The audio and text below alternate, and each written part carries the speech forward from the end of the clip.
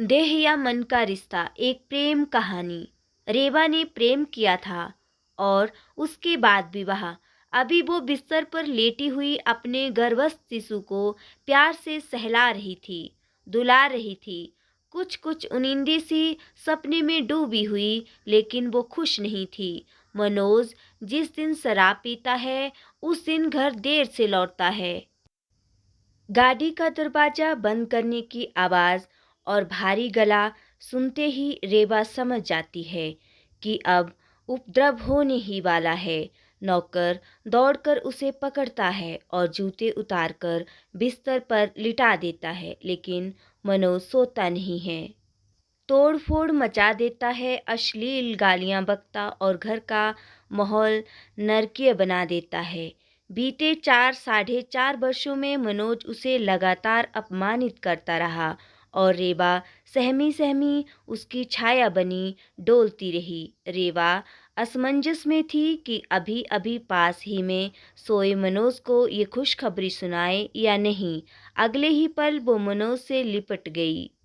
मनोज, मुझे कुछ बताना है तुम्हें। लेकिन मनोज के खर्राटे सुनकर वो सुन पड़ी रह गई। उसकी सांसों से आती शराब की गंध, उफ! रेबा को उबकाई आ गई। मनोज की अच्छी भली नौकरी थी, लेकिन उसकी सारी तनख्वाह नशे में उड़ जाती। फिर रेबा को भी घर चलाने के लिए नौकरी करनी पड़ी, जबकि उसकी जरा भी इच्छा नहीं थी। मनोज की माँ जब पहली बार उनके घर आईं तो मनोज ने उनसे कहा, ना मालूम क्यों नौकरी करती है रेबा।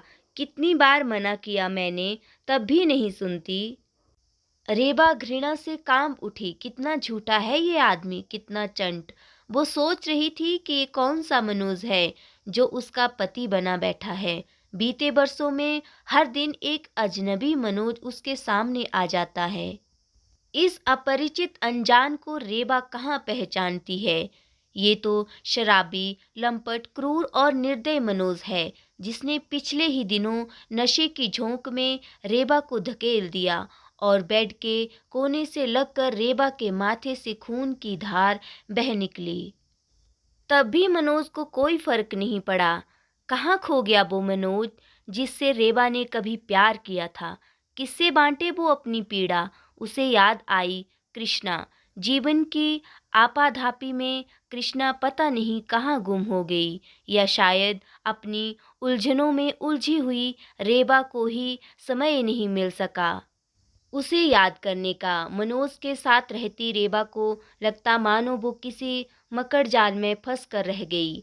उन दिनों रेबा इतराती फिरती थी, उसने अपना प्यार जो पा लिया था। लेकिन कृष्णा, वो बीते हुए कॉलेज के दिन, महीने, बरस, हर बात खुशनुमा लगती थी उन दिनों।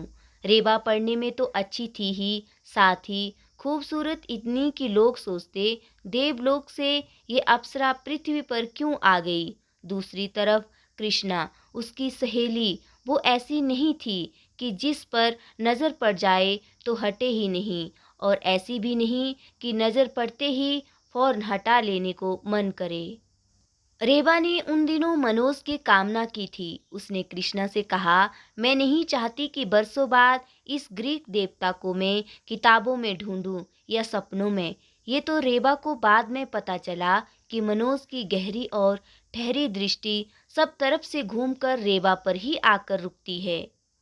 फिर कृष्णा ने ही रेवा और मनोज को मिलवाया था। जब मनोज की काफी अच्छी नौकरी लगी तो सबको रेवा की किस्मत से रश्क हुआ। दूसरी तरफ कृष्णा, वो लाख चाहने के बावजूद साकेत को पा ना सकी। उसने सीधे सीधे नकार दिया था कृष्णा को, और कृष्णा सफेद स्तब्ध चेहरा लिए खड़ी रह गई।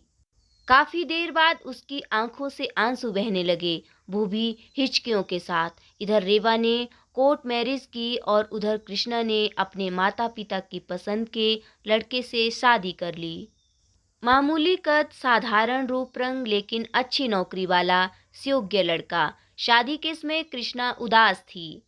रेवा और मनोज की शादी के शुरुआती दिन मत भरे थे, सपनीले थे। उन दिनों रेवा नहीं समझ पाई कि मनोज का प्यार दरअसल प्यार नहीं, बस एक वासना है। मनोज ने उसका हर तरह से उपयोग किया। गृहस्थी की पूरी जिम्मेदारी उसे सौंपकर खुद एक किनारे खड़ा रहा। रेबा वर्तमान में लौट आई।